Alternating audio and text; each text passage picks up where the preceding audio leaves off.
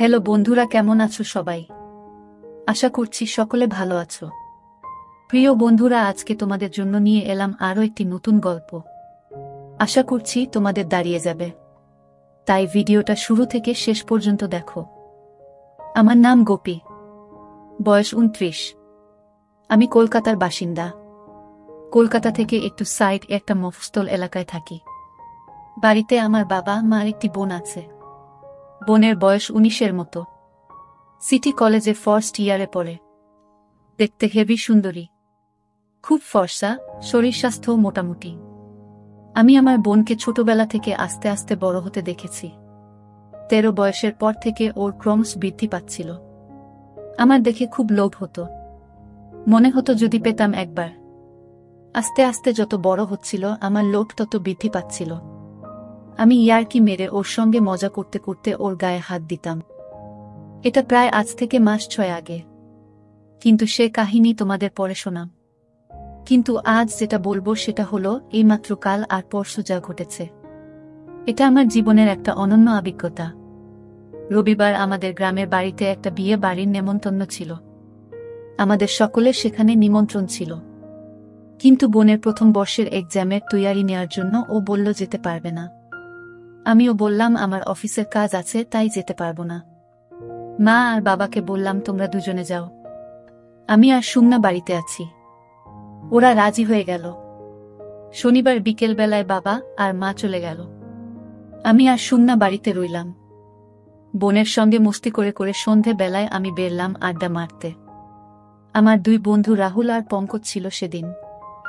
রাহুল একটা কোম্পানিতে ইঞ্জিনিয়ার, পঙ্কজ ছোটখাটো ইলেকট্রিকের দোকানে কাজকর্ম করে।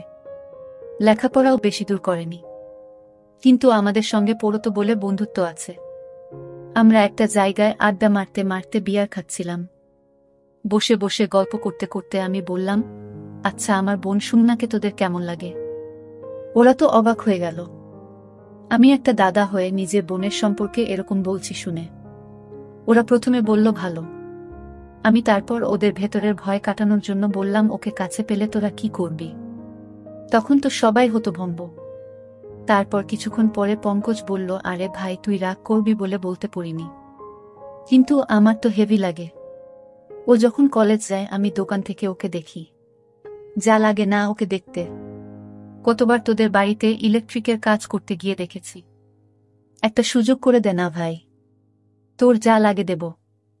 রাহুল বলল, ভালোই হয় যদি কাছে পাই। আমি বললাম, বাড়িতে এ সময় কেউ নেই, সবাই মিলে একটা সুযোগ আছে, কিভাবে কি করা যায় বলতো?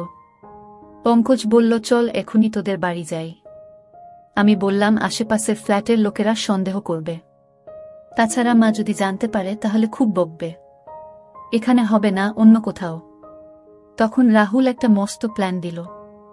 বলল, চল সবাই মিলে দীঘা ঘুরে আসি, তোর বোনকেও নিয়ে যাই। ওখানে গিয়ে হোটেল ভাড়া নেব, তারপর সেখানে সবাই মিলে। আমি বললাম, কিন্তু ও কি আমাদের সঙ্গে যেতে রাজি হবে? পঙ্কজ বলল, রাজি কাতে হবে?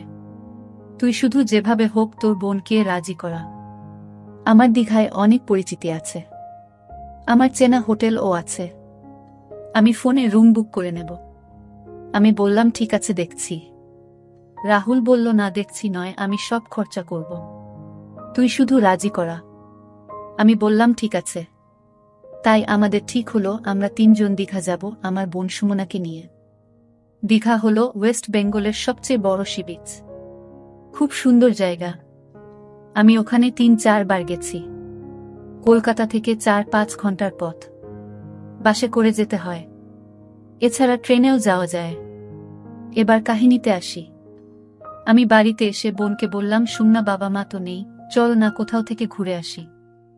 আমার 2 বন্ধু আর 2 বান্ধবী যাবে, সবাই মিলে মজা করতে করতে যাব।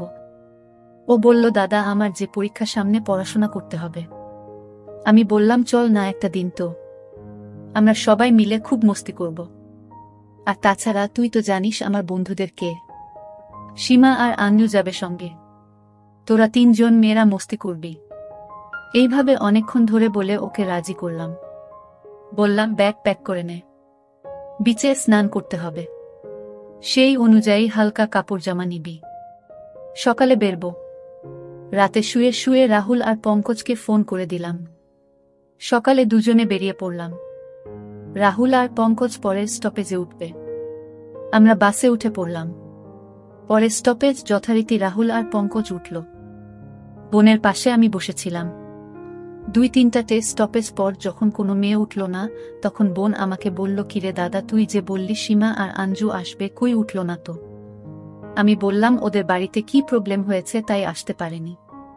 বোন তো চিন্তায় পড়ে গেল, বলল, তাহলে কি হবে? আমি বললাম, চিন্তার কি আছে, এই তো আমরা 3জন আছি, 4জনে মস্তি করব। বোনকে খুব চিন্তিত দেখালো। রাহুল আর পঙ্কজ ওর সঙ্গে গল্প করতে লাগল। বাস দীঘা পৌঁছালো 12টা নাগাদ। আমরা সবাই বাস থেকে নেমে হোটেলের দিকে রওনা দিলাম। পঙ্কজ আগে থেকে হোটেলে রুম ঠিক করে রেখেছিল। গিয়ে দেখলাম খুব কনজেস্টেড জায়গায় হোটেলটা। ছোট ছোট খুপড়ি খুপড়ি রুম, খুব একটা পরিষ্কার নয়। আমি বললাম, এইরকম জায়গায় কেন ঠিক করলি? কোনো ভালো জায়গায় ফ্যামিলি হোটেল পেলি না? পঙ্কজ কোনো উত্তর দিল না। বলল, যা ঠিক করেছি তাতেই চল, বেশি কথা বলিস না। পরে জেনেছিলাম এটা আসলে একটা কম দামি হোটেল। বাইরে থেকে যারা ওসব কাজের জন্য এখানে আসে তারা এখানে থাকে। এদের নিজস্ব সার্ভিসও আছে, কেউ কেউ সাথে নিয়েও আসে। যাই হোক, আমরা 2টো রুম বুক করলাম, একটা বোনের জন্য আর একটা আমাদের 3জনের জন্য। আমরা রুমে ঢুকে প্ল্যান করলাম বিচ যাওয়ার আগে একটু ড্রিঙ্ক করব। তাই বোনের রুমে নিয়ে গিয়ে বললাম, তুই ফ্রেশ হয়ে নে, একটু পরে বিচে যাব, আমরা খাবার নিয়ে আসছি। এই বলে আমরা বাইরে গেলাম। একটা বারে বসে বসে হুইস্কি আর খাবার খেলাম। আধ ঘন্টা পরে ওখান থেকে বেরিয়ে বোনের জন্য খাবার কিনতে গেলাম। এসে দেখি পঙ্কজ আর একটা ড্রিঙ্কস কিনেছে। আমি বললাম, কি হবে এটা? বলল, কাজে লাগবে। আর একটা স্প্রাইটের 600 ml কিনে রুমে এলাম। রুমে এসে পঙ্কজ স্প্রাইটের বোতলটা একটু খালি করে ওতে ড্রিঙ্কসটা ঢেলে দিল। তারপর বলল, চল এবার সুমনার রুমে। বলে সে খাবারটা আর স্প্রাইটটা নিয়ে সুমনার রুমে ঢুকলো। আমিও গেলাম। গিয়ে বললাম, তুই ফ্রেশ হয়েছিস? বোন বলল, হ্যাঁ দাদা। আমি বললাম, খেয়ে নে, তারপর বিচে যাব। পঙ্কজ ওকে স্প্রাইটটা দিল, বলল, সুমনা তুমি এটাও খেয়ে নাও। আমরা বসে বসে গল্প করতে লাগলাম। খেয়ে দিয়ে স্প্রাইটটা খেতে লাগলো। বলল, দাদা স্প্রাইটটা এত কড়া কেন বলতো? পঙ্কজ বলল, হয়তো দ্বীপে ছিল তাই, কিংবা হবে হয়তো আগেকার জিনিস। তুমি খেয়ে নাও, কিছু হবে না বলাতে ও খেতে লাগলো। আমরা ওকে বললাম, তুই খেয়ে রেডি হ, আমরাও রেডি হচ্ছি, বিচে যাব। তারপর আমরা 10 মিনিট পর রেডি হয়ে সুমনাকে ডাকলাম। ও বেরিয়ে এলো, একটা রেড কালার জিন্স আর একটা গ্রিন কালার টপ পরে। পঙ্কজ ওকে বলল, সুমনা এই ড্রেস পরে বিচে যেও না, চলো আমি তোমাকে ড্রেস সিলেক্ট করে দিচ্ছি। বলে পঙ্কজ রুমের ভেতরে নিয়ে গেল সুমনাকে। কিছুক্ষণ পর পঙ্কজ বেরিয়ে এলো। আমি বললাম, কিরে, কি ড্রেস দিলি ওকে? পঙ্কজ বলল, দেখতেই পাবি, তোর বোনকে কি বানাবো, দেখতেই পাবি। কিছুক্ষণ পরে সুমনা বেরিয়ে এলো, একটা শর্ট প্যান্ট আর একটা লাইট ইয়েলো জামা। ও খুব লজ্জা পাচ্ছিল এটা পরে। বলল, পঙ্কজ দা, এটা তো নাইট ড্রেস, এটা পরে বিচে যাব। পঙ্কজ বলল, চল, এরকম ড্রেসে বিচে স্নান করার জন্য বেস্ট। তুমি কি স্প্রাইটটা পুরো খেয়ে নিয়েছ? বোন বলল, না, পুরোটা খাইনি। পঙ্কজ তখন বলল, ওটা নিয়ে নাও, বিচে পিপাসা পেলে খাবে। তারপর আমরা বিচে গেলাম। সানডের বাজার, তাই আজ বিচে খুব ভিড়। আমরা একটু সাইড কম ভিড় দেখে জলে নামলাম। সুমনা জলে বেশি দূর নামল না। আমরা অনেক দূর এগিয়ে গেলাম। কিছুক্ষণ পরে খেয়াল এলো সুমনা সেখানে একা আছে। ভাবলাম দেখে আসি। সামনে গিয়ে দেখলাম কি হক লাগছে, আশেপাশের কিছু চ্যাংড়া ছেলে ওকে হা করে দেখছে। আর বোন সেটা সম্পূর্ণভাবে বুঝতে পেরে অস্বস্তি ফিল করছে। ঠিক এমন সময় একটা বড় ঢেউ এলো। সুমনা এটার জন্য প্রস্তুত ছিল না, আর ও ছিটকে পড়ে গেল। ঢেউ এসে ওর জামার নিচের অংশটা তুলে দিল। জামাটা একদম ওপরের দিকে উঠে গেল, আর ওর সমস্ত অংশ বেরিয়ে পড়ল। এটুকু আমাদের গরম করার পক্ষে যথেষ্ট ছিল। বোন সঙ্গে সঙ্গে উঠে নিজের জামা ঠিক করল। ওদিকে পঙ্কজ আর রাহুলও এসব দেখছিল। এইসব দেখে আমরা তো আর থাকতে পারলাম না। যেভাবে হোক আজ মজা নিতেই হবে। আমরা জলের উপরে উঠে এলাম। বোনকে ডাকলাম উঠে আসতে। পঙ্কজ ওর কোমরে বাঁধা গামছাটা সুমনাকে দিল। বলল, চলো আমরা উপরে উঠে বসি। আমরা সবাই মিলে ডাবের জল খেলাম। পঙ্কজ বলল স্প্রাইটটা পুরোটা খেয়ে নিতে, কারণ আমরা ভালোভাবেই জানি যে ডাবের জলের সঙ্গে ওটা খেলে নেশা বেশি ধরে। কিছুক্ষণ পরে আমরা একটু সাইডের দিকে যাওয়ার প্ল্যান করলাম বলে সমুদ্রের ধার ধরে হাঁটতে শুরু করলাম। কিছু দূর যাওয়ার পর একটা জায়গায় দেখলাম লোকজন তেমন একটা ছিল না। আরও একটু এগিয়ে গেলাম আমরা। অনেকটা যাওয়ার পর দেখলাম এখানে কেউ নেই। এখানে আমরা জলে নামার জন্য ঠিক করলাম। সুমনা বলল সে জলে নামবে না। আমি আর রাহুল সমুদ্রের জলে নেমে এগিয়ে গেলাম। পঙ্কজ সুমনাকে যাওয়ার জন্য বলছিল। সুমনা কিছুতেই যাবে না দেখে পঙ্কজ ওর হাত ধরে টেনে আনল। সুমনা বেশি দূর যেতে চাইল না। পঙ্কজ ও আর জেদ করল না। পঙ্কজ সুমনাকে জল ছেটাচ্ছিল। সুমানও পঙ্কজের সঙ্গে খেলছিল। ওরা দুজনে কোমর জলের মধ্যেই ছিল। আমরা ততক্ষণে অনেক দূর চলে গিয়েছি। সেখানে খুব মজা করছি। আমি আর রাহুল দূর থেকে পঙ্কজকে ডাকলাম, চলে আয় সুমনা, ওখানেই থাক। পঙ্কজ তখন সুমনাকে বলল, চলো ওদের কাছে যাই। বোন বলল, না পঙ্কজদা তোমরা যাও, আমি এখানেই আছি। পঙ্কজ আর কথা শুনল না। ওকে টানতে টানতে এগিয়ে গেল ক্রমশ গভীর জলের দিকে। বোন ভয় পেল, বলল আমি যাব না। পঙ্কজ তাকে নিয়ে এগিয়ে গেল আরও গভীর জলে। এবার বোন খুব ভয় পেল আর পঙ্কজের গলা জড়িয়ে ধরল। পঙ্কজ এই সুযোগটাই খুঁজছিল। আমরা এবার বুঝতে পারলাম পুরো ব্যাপারটা। রাহুল ছুটে এগিয়ে গেল ওদের দিকে। পিছন থেকে গিয়ে সুমনাকে জড়িয়ে ধরল। সুমনা ভয় পেয়ে একবার রাহুলের গলায় আর একবার পঙ্কজের গলায় ঝুলতে লাগল। বোন খুব ভয় পেয়েছিল, তাই সে ওদের মনভাব বুঝতে পারল না। এরপর আমি গিয়ে পৌঁছালাম ওখানে। বোন আমাকে দেখে ভয়ে আমার গলা জড়িয়ে ধরল। রাহুল আর পঙ্কজ পিছন থেকে মজা নিতে লাগল। পঙ্কজ ওকে বোঝাতে লাগলো ভয় নেই। রাহুল ওর খোলা থাইয়ে হাত বোলাতে লাগল। সবাই মিলে সুমনাকে নিয়ে খেলতে লাগলাম। আমার বেচারি অসহায় বোন একবার আমার গলায় একবার বন্ধুদের গলায় ঝুলতে লাগল। এইভাবে খেলতে খেলতে সুমনার জামার নিচের দিকের দুটো বটন খুলে গিয়েছিল। আমরা এবার সেদিকে মনোযোগ দিলাম। আমি লক্ষ্য করলাম কি অসাধারণ দেখতে আমার বোন, কি চকচক করছে ওর স্কিন। এবার বোন বুঝতে পারল ওর সঙ্গে কি হচ্ছে, কিন্তু ওর কিছু করার ছিল না। ও বলতে লাগলো, দাদা আমায় ছেড়ে দে। আমরা ওকে জলের উপরে বসিয়ে দিলাম। তিনজন মিলে অবাধ খেলায় মেতে উঠলাম। তারপর পঙ্কজের গামছাটা আমি ওকে দিলাম, সেটা দিয়ে বোন তার নিচে বেঁধে আমাদের সঙ্গে হোটেলের দিকে রওনা হলো। হোটেল গিয়ে আমরা সবাই বোনের রুমে ঢুকলাম। বোন ওই অবস্থায় বিছানায় বসে কাঁদতে লাগলো। ভাবতে লাগলো কিভাবে ও আমাদের কাছে বিলি হয়ে গেল। তখনও কি আর বুঝতে পেরেছিল যে ওর সঙ্গে আরও কি কি হতে চলেছে। কিন্তু আমাদের তখন ওর অবস্থা ভাবার মতো সময় নেই। পঙ্কজ এসে ওকে বিছানার ওপরে ফেলে দিল। আমার বোন সুমনার অবস্থা ওঠার মতো ছিল না। সে একদম চুপচাপ শুয়েছিল। প্রচণ্ড ক্লান্ত অবস্থায় মাঝে মাঝে ফুপিয়ে ফুপিয়ে কাঁদছিল, কোনো কথা বলছিল না। পঙ্কজ আর রাহুল ওকে তুলে ধরে আস্তে আস্তে বাথরুমে নিয়ে গেল। আমিও গেলাম পিছু পিছু। বাথরুমে গিয়ে আমরা তিনজনে মিলে সুমনাকে স্নান করিয়ে দিলাম। ভালো করে সাবান মাখিয়ে সুমনাকে স্নান করিয়ে দিলাম। আমরাও স্নান করে নিলাম। তারপর স্নান করে বেরিয়ে সুমনাকে ভালো করে মুছিয়ে দিলাম আর নিজেরাও মুছে নিয়ে চুপচাপ বেডে শুয়ে পড়লাম। আফটার অল সবাই খুব ক্লান্ত ছিলাম, তাই সবাই ঘুমিয়ে গেলাম। বোনের ঘুম ভাঙল সন্ধে বেলার একটু আগে। ঘুম ভাঙতেই নিজেকে সকলের মাঝে ওই অবস্থায় পেয়ে খুব কাঁদতে শুরু করল। ওর কান্নায় আমারও ঘুম ভেঙে গেল। আমি ওকে বুঝিয়ে বললাম যা হয়েছে ভুলে যেতে, কিন্তু বোন খুব কাঁদছিল। পঙ্কজ ও রাহুলের ঘুম ভেঙে গেল। ওরাও বোনকে বোঝাতে লাগলো যা হয়েছে সব ভুলে যেতে। পঙ্কজ বলল আমাকে খাবার আনতে, সবার খুব খিদে পেয়েছে। সুমানা ও কিছু খেয়ে নেবে। আমি উঠে ড্রেস পরে খাবার আনতে বেরিয়ে গেলাম। ওদেরকে বললাম তোরা এবার আমাদের রুম যা আর সুমানা ড্রেস পরে নিক। ওরা বলল হ্যাঁ তুই যা, আমরা দেখছি। আমি তো বেরিয়ে গেলাম খাবার আনতে। 10-15 মিনিট পরে খাবার নিয়ে রুম এসে দেখলাম ওরা সবাই একই অবস্থায় আছে। আমি তো অবাক হয়ে বললাম, কিরে তোরা এবার যা রুম এ। এসব কি হচ্ছে এখনো? এবার ওকে একলা ছেড়ে দে।